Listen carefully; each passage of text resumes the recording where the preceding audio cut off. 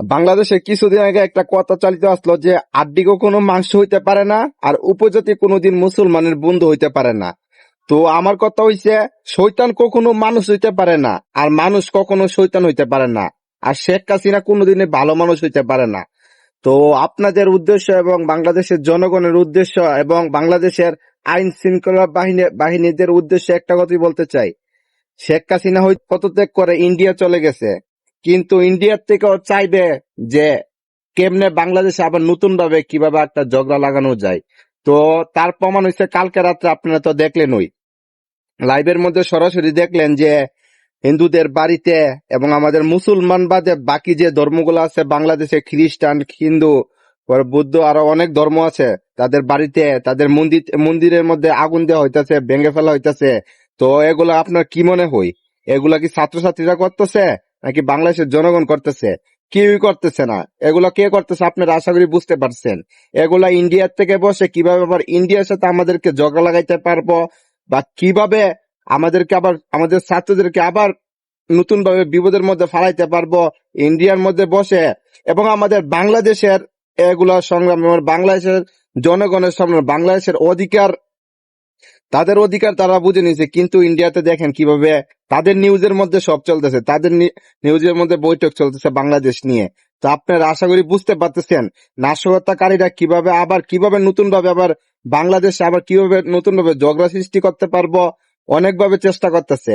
তো বাংলাদেশের জনগণের উদ্দেশ্যে একটা কথাই বলবো আপনাদেরকে, আপনারা হিন্দু ভাইরা যারা আছে, খ্রিস্টান, বুদ্ধ যারা আছে, তাদেরকে নিরাপত্তা দেওয়ার দায়িত্ব আপনাদের, এবং আইন শৃঙ্খলা বাহিনী যারা আছে বা প্রশাসনের দায়িত্ব, ঠিক আছে? তো প্রশাসন অবশ্যই এদিকে খেয়াল রাখবেন, এবং বাংলাদেশের জনগণ যারা আছেন, ছাত্রছাত্রী যারা আছেন, যারা হিন্দু মুসলমান, তারা সবাই আমরা ভাই, তাদেরকে নিরাপত্তা দেওয়ার দায়িত্ব আমাদের। বাংলাদেশের নতুন সরকার গঠিত হওয়ার আগে বাংলাদেশে যে কোনো সময় যে কোনো কিছু হইতে পারে।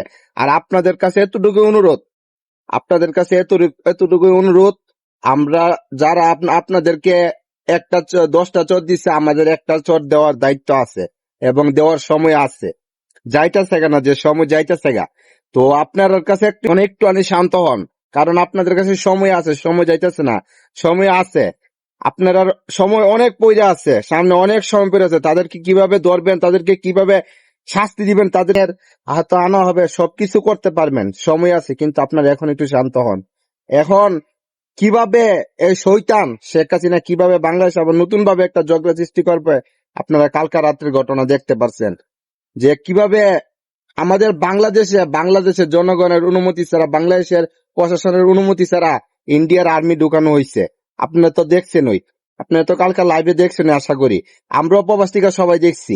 তো আপনাদের কাছে একটি অনুরোধ, জনগণ এবং বাংলাদেশের ছাত্রছাত্রী এবং যারা আছেন সবার কাছে একটাই অনুরোধ, আপনারা এখন একটু শান্ত হন।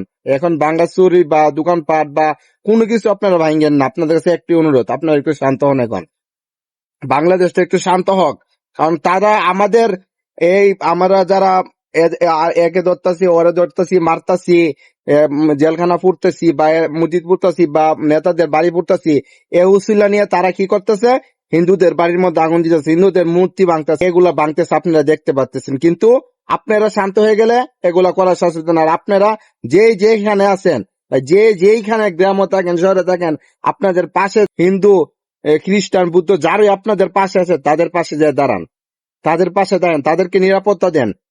নতুন সরকার গঠিত হওয়ার আগ পর্যন্ত যদি তাদেরকে আপনারা নিরাপত্তা দেন, আপনাদের কাছে একটি অনুরোধ, তাদেরকে নিরাপত্তা দেন।